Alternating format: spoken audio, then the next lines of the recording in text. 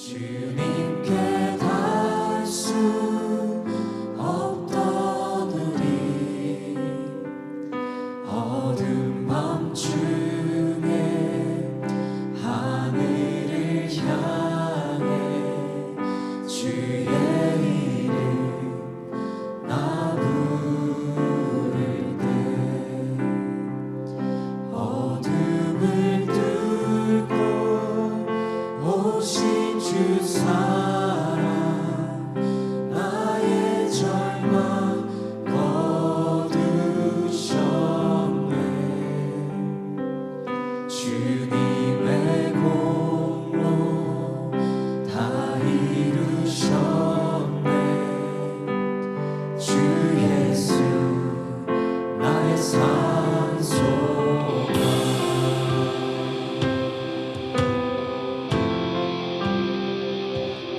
그가 주의 자비를 다하라. 한없는 은혜 증량할까. 영광을 떠나 이 땅에 오신 죄가 되신 구주 예수.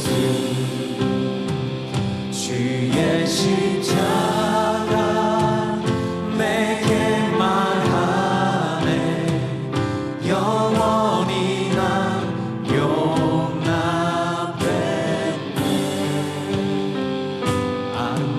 아름다우신 왕 나는 주의 것 그리스도 나의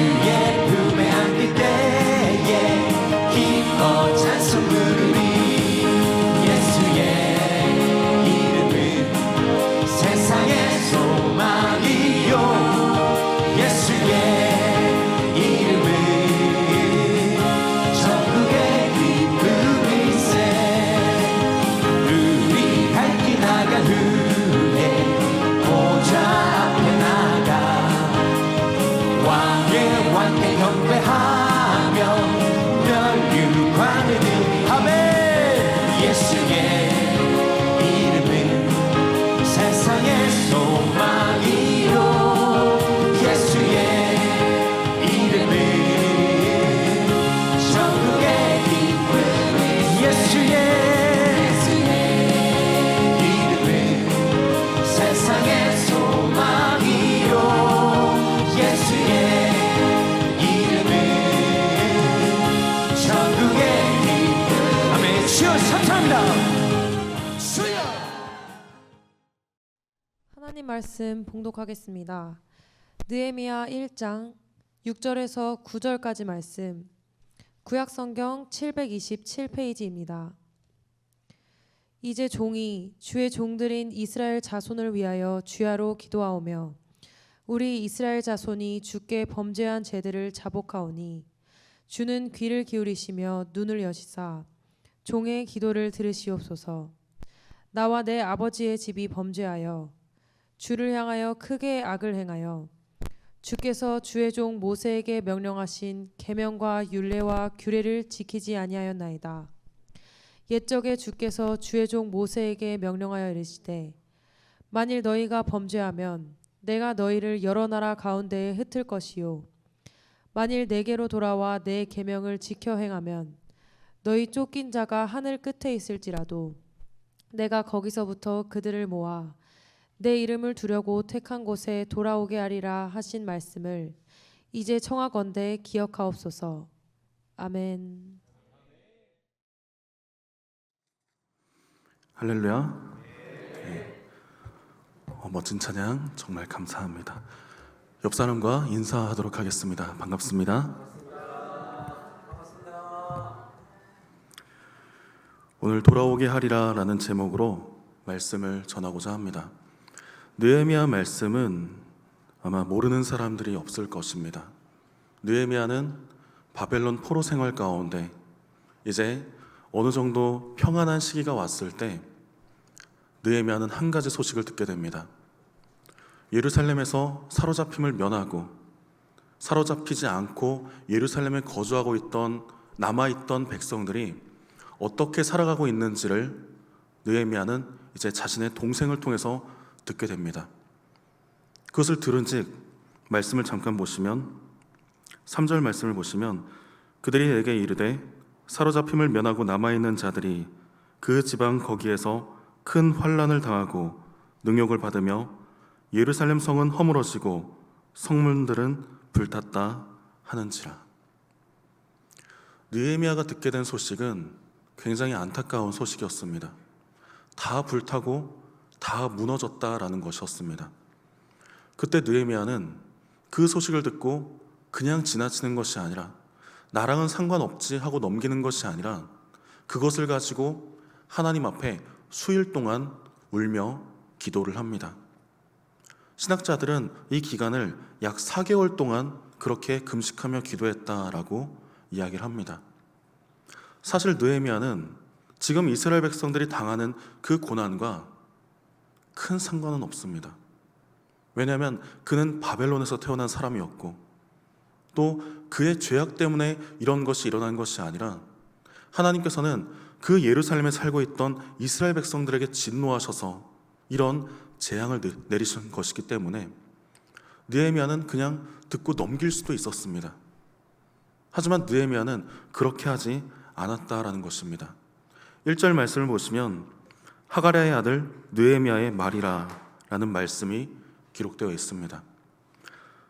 자료를 찾아보니까 하가랴라고 하는 이름은 여호와의 흑암이라는 뜻을 가지고 있습니다.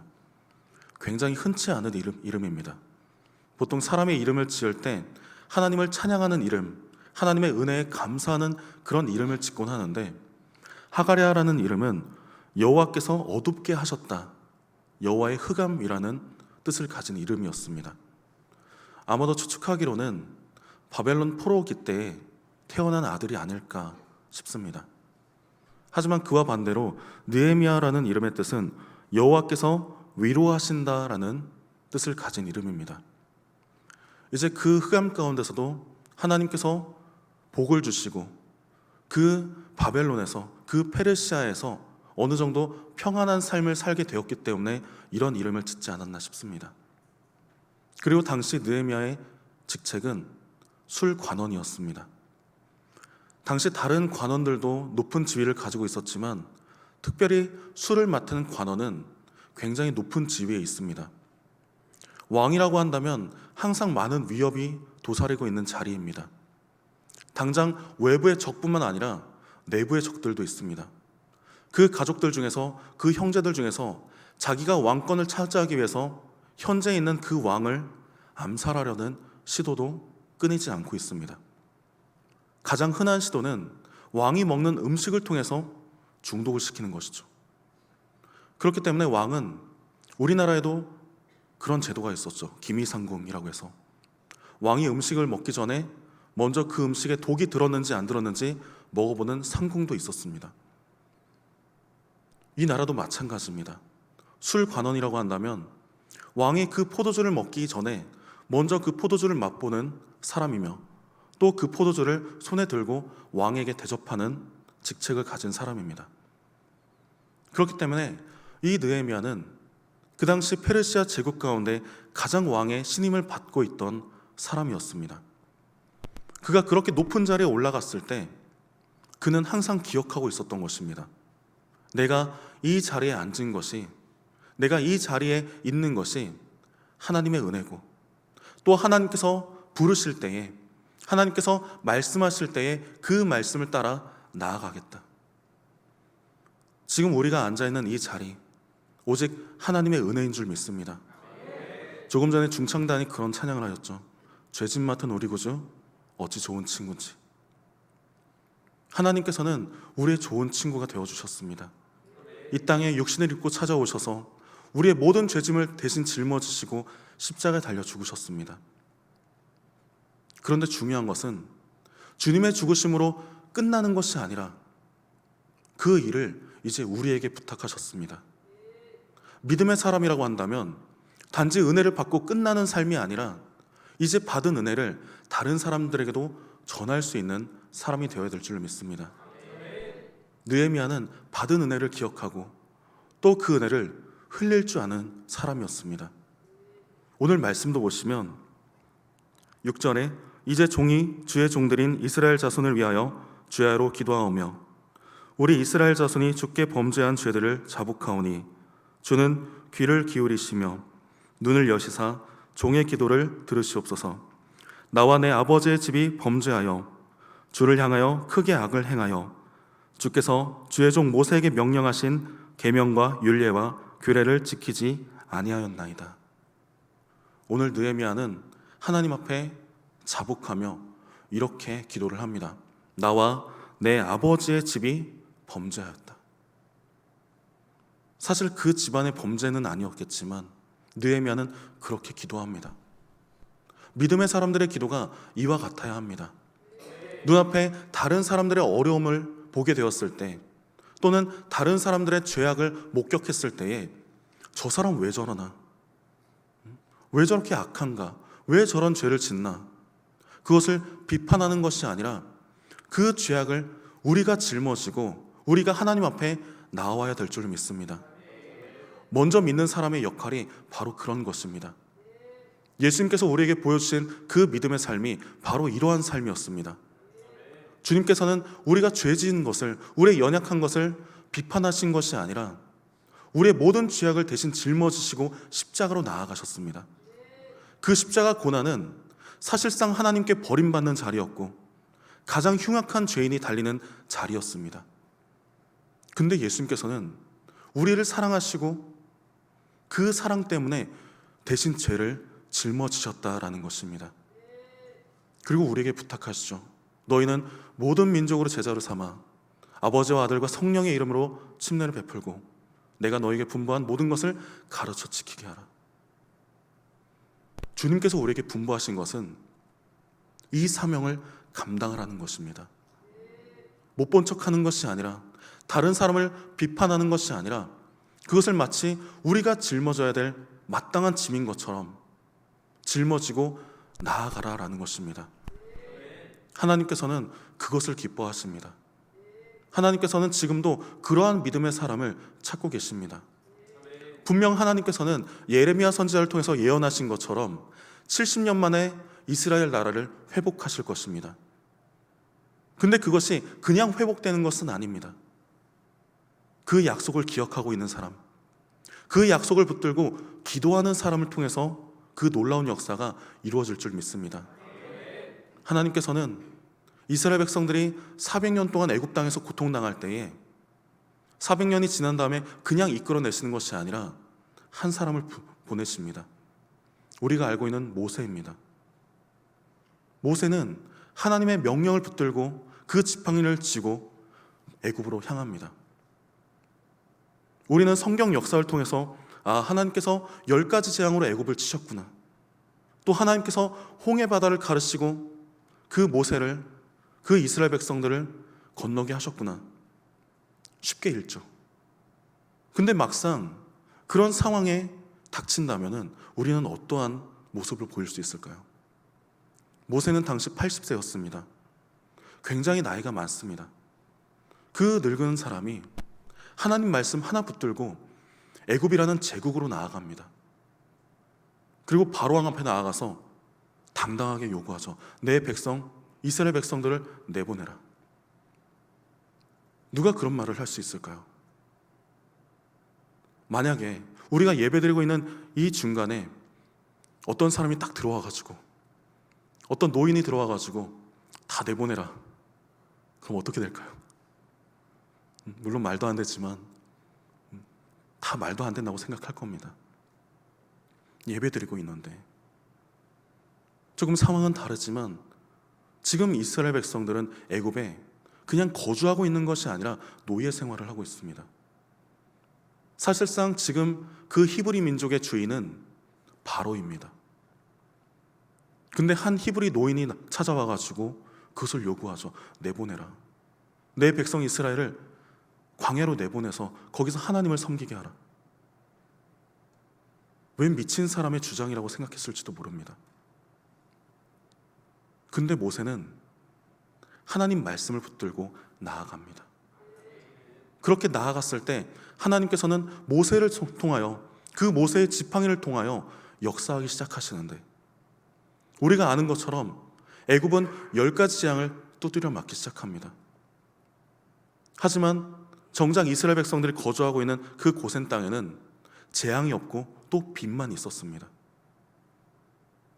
우리가 믿음으로 나아갈 때 하나님께서는 우리의 믿음을 통해서 역사하시는 줄 믿습니다. 지금도 이 세대가 점점 악해져가는 세대라고 말합니다. 마지막 때가 가까이 왔다라고 이야기하기도 합니다.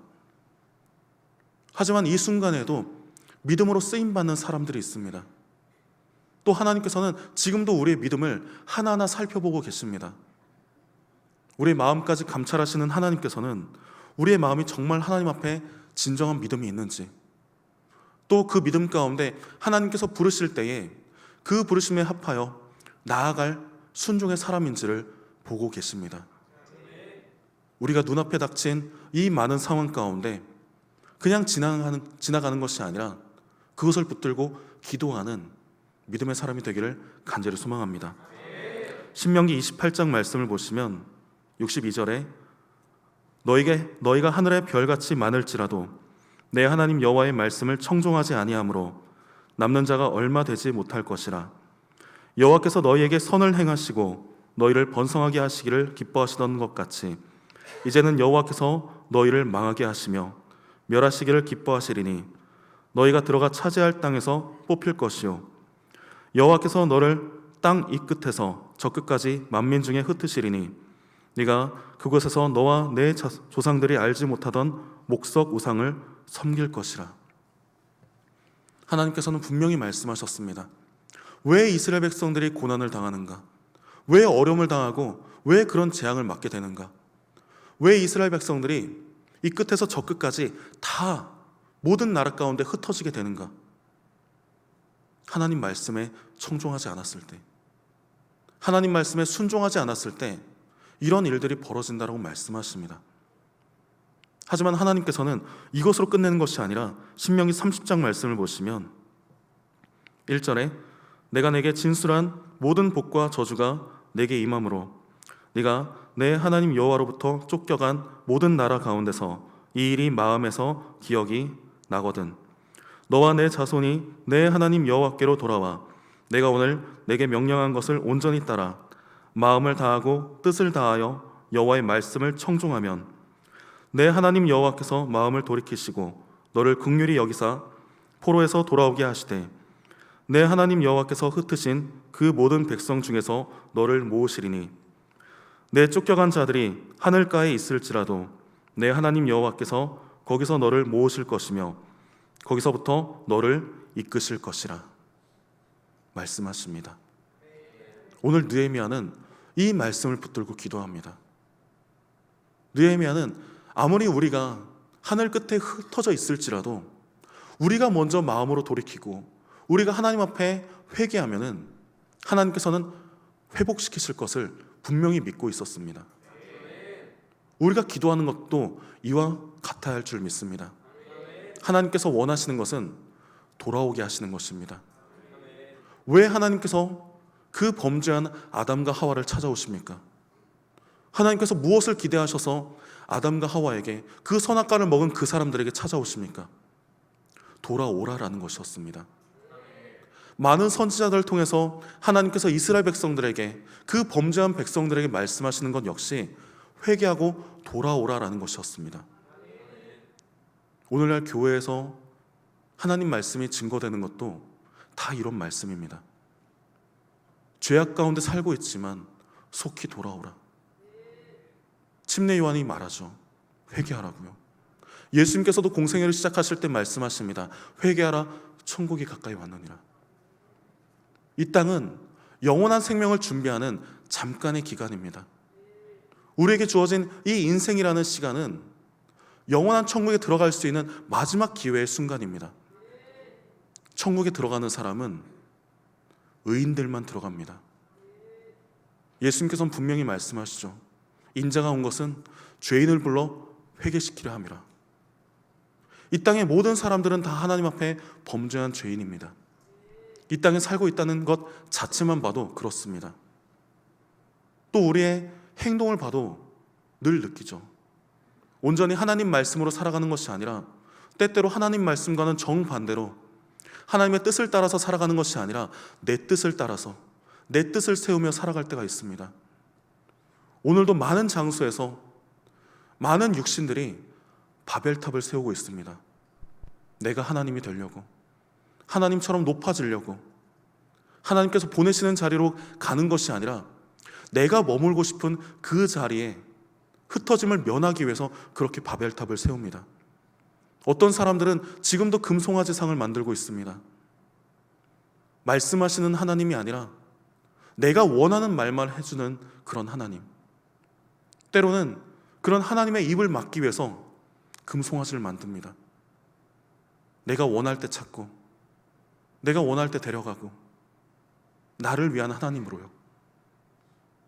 하지만 우리가 믿는 하나님은 그런 하나님이 아닙니다.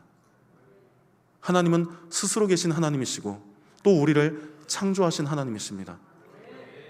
사람이 물건을 만들 때 아무 쓸모없는 물건을 만들지 않습니다. 다 사람의 편의를 위해서 만들고 사람의 뜻을 위해서 만듭니다. 하나님께서 사람을 창조하실 때도 마찬가지였습니다. 하나님을 찬양하기 위해서, 하나님의 뜻대로 살아가기 위해서 사람을 창조하여 주셨습니다. 하지만 사람이 죄를 지은 것은 자기 뜻을 세웠을 때, 하나님의 뜻을 따라 살아가는 것이 아니라 자기 욕심대로 살아갈 때 사람은 죄를 지었습니다. 그런 죄인된 우리에게 주님께서 찾아오셔서 다시 한번 말씀하십니다. 회개하라고요. 돌아오면 받아주시겠다는 말씀하십니다. 우리가 늘 기도할 때 사랑이 많으신 하나님, 은혜가 충만하신 하나님, 그렇게 기도합니다. 사실 우리는 사랑받을 자격이 없습니다. 은혜라는 말 자체도 받을 자격이 없지만 주어지는 것을 은혜라고 합니다. 자비도 마찬가지고요. 하나님의 그 구속의 사랑이 자격 없는 우리에게 주어졌습니다. 죄짐을 대신 맡으시고 우리의 친구가 되어주셨습니다. 이제 우리가 정말 주님의 친구로서, 주님을 사랑하는 믿음의 사람들로서 주님 뜻대로 살아가는 삶이 되어야 될 줄 믿습니다. 주님께서는 오늘 느헤미야에게서 진정한 믿음을 보십니다. 그는 자기가 지은 죄가 아님에도 불구하고 그것을 자기에게로 돌립니다. 나와 내 아버지의 집이 범죄하여, 하나님께서 모세를 통하여 말씀하신 그 모든 규례들을, 그 율법들을 지키지 않았습니다. 그로 인해서 지금 이스라엘 백성들이 이런 고통을 당하고 있습니다. 예루살렘은 불탔고 무너졌고 그곳에 살고 있는 거주민들은 고통당하고 있습니다. 그 모든 것이 저의 죄입니다. 하지만 느헤미야는 기억하고 있습니다. 믿음의 사람들이, 정말 이 백성들이 하나님을 기억하고 하나님께로 돌아와서 그 말씀을 청종하면 하나님께서는 하늘 끝에 거한다 할지라도 모든 백성들을 다시 돌아오게 하신다는 것을요. 우리의 믿음을 통해서 잃어버린 영혼들이 돌아오는 역사가 있길 소망합니다. 지금도 영원한 죽음 때문에, 영원한 사망, 그 지옥 판결 때문에 고통당하고 있는 그 영혼들이 우리의 기도를 통해서, 우리의 믿음을 통해서 돌아오는 역사가 있기를 소망합니다. 그것을 위해선 우리가 이 문제를 놓고 우리가 짊어지고 기도를 해야 합니다. 주님, 저의 죄악 때문에 제 눈앞에 있는 이 사람이 고통을 당하고 있습니다. 저의 죄악입니다. 제가 짊어져야 될 짐이고 십자가입니다. 우리가 그렇게 믿음으로 나를 부인하고 그 십자가를 짊어질 때 우리는 주님께서 걸어가신 그 길을 온전히 따라 살아가는 제자들이 될 수 있습니다. 오직 성령이 너희에게 임하시면 너희가 권능을 받고 예루살렘과 온 유대와 사마리아와 땅끝까지 이르러 내 증인이 되리라 말씀하십니다. 성령을 받은 사람은 능력을 받습니다. 사람이 연약해서 할 수 없는 그것을 하나님께서는 하게 하십니다. 우리가 믿음으로 순종할 때에 하나님께서는 그 일을 감당할 능력을 더하십니다. 도저히 사랑할 수 없는 것 같던 그 사람들을 사랑할 마음을 주시고요, 용서할 마음을 주십니다. 억울한 누명을 쓴다 할지라도 더 이상 억울하지 않습니다. 왜냐하면 믿음의 사람 옆에는 언제나 주님께서 함께 하시기 때문입니다. 이사야 58장 6절 말씀을 보시면, 내가 기뻐하는 금식은 흉악의 결박을 풀어주며 멍에의 줄을 끌어주며 압제당하는 자를 자유하게 하며 모든 멍에를 꺾는 것이 아니겠느냐. 또 줄인 자에게 내 양식을 나누어 주며 유리하는 빈민을 집에 들이며 헐벗은 자를 보면 입히며 또 내 골육을 피하여 스스로 숨지 아니하는 것이 아니겠느냐. 하나님께서 기뻐하시는 금식, 하나님께서 기뻐하시는 기도는 이런 것이라고 말씀하십니다. 나 혼자 잘 먹고 나 혼자 잘 살아가는 것이 아니라 우리 주변에 있는 고통당하고 있는 그 형제들에게, 그 자매들에게 복음을 증거하는 것, 단지 말로만 전하고 끝나는 것이 아니라 그 사람들의 필요를 따라서 우리의 것을 나눠주는 것이 진짜 믿음이라는 것입니다. 한 주간 살아갈 때에 이런 믿음으로 살아가는 우리의 삶이 되기를 간절히 소망합니다. 눈앞에 보이는 그 많은 어려움, 그 많은 죄짐들을 이젠 우리가 짊어지길 소망합니다. 하지만 그 죄짐이 마냥 무겁진 않습니다. 왜냐하면 이미 주님께서 걸어가신 길이고 이미 주님께서 덜어주신 짐입니다. 오히려 그 짐은 우리가 생각하는 것보다 더 가볍습니다. 날마다 주님과 동행하는 그런 믿음이 되기를 간절히 소망합니다. 기도하시겠습니다. 사랑이 많으신 하나님 아버지, 참으로 감사드립니다. 느헤미야와 같이 모든 짐을 대신 짊어지고 기도로 하나님 앞에 나아가는 믿음의 사람들 되게 하여 주시옵소서. 예수님의 이름으로 기도합나이다. 아멘.